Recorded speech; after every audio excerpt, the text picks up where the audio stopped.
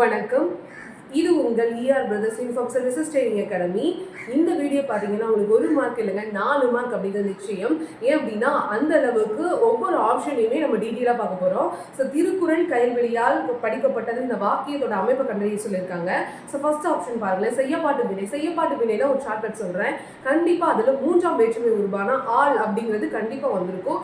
பட்டது அப்படிங்கிற துணை வினையை கொண்டு முடிஞ்சிருக்கும். ஃபார் எக்ஸாம்பிள் இது வந்து தெளிவாக சொல்லணும் அப்படின்னா உங்களுக்கு வந்து முதல் வார்த்தை அப்படிங்கிறது வந்து ஒரு உயிரற்ற பொருட்களான அக்ரிணி பொருட்களை வச்சு ரெண்டாவதா வந்து என்ன வந்திருக்கும் அப்படின்னா ஒரு நபரையோ அல்லது ஒரு நபர் அல்லது ஒரு நபரோட குழுக்கள் இருக்கிறதையோ குறிச்சிருக்கும். ஓகேங்களா? ஃபார் எக்ஸாம்பிளுக்கு பாடல் லதாவால் பாடப்பட்டது அப்படின்னு சொல்லி, அதாவது பாடல் லதாவால் பாடப்பட்டது இந்த மாதிரி. ஓகேங்களா? அப்படின்னா நம்மளுடைய கொஸ்டின் பார்த்தீங்கன்னா திருக்குறள் கைவெளியால் படிக்கப்பட்டது அப்படின்னு நான் சொன்ன மாதிரி ஆளும் அதில் ஆள் அப்படிங்கிற வார்த்தைகளும் இருக்கு.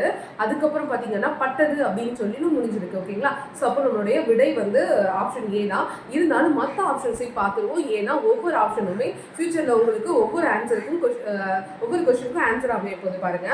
செய்வினை அப்படின்னா என்னன்னு தெளிவாக சொல்கிறேன். செய்வினை அப்படின்னா ரொம்ப சிம்பிளாக ஒரு செயலை செய்கிறது டேரக்டாக சொல்கிறது தான். ஓகேங்களா? அதாவது இதை சொல்லலாம். கயல்விழி திருக்குறளை படித்தார், இவ்வளவுதான். ஓகேங்களா? கயல்விழி வந்து திருக்குறளை வந்து படித்தா அப்படின்னு கயல்விழியை வந்து அதாவது முன்னிலைக்கு எழுவாயை முன்னிலைப்படுத்தி பண்ணுறது சொல்கிறதுதான். அடுத்தது தன்வினை அப்படிங்கிறது டேரக்டாக ஒரு செயலை சிம்பிளாக தானே ஒரு எழுவாய் தானே இந்த செயலை செய்கிறது சொல்கிறது தான். ஃபார் எக்ஸாம்பிள் கயல்விழி படித்தார், அவ்வளோதான். ஓகேங்களா?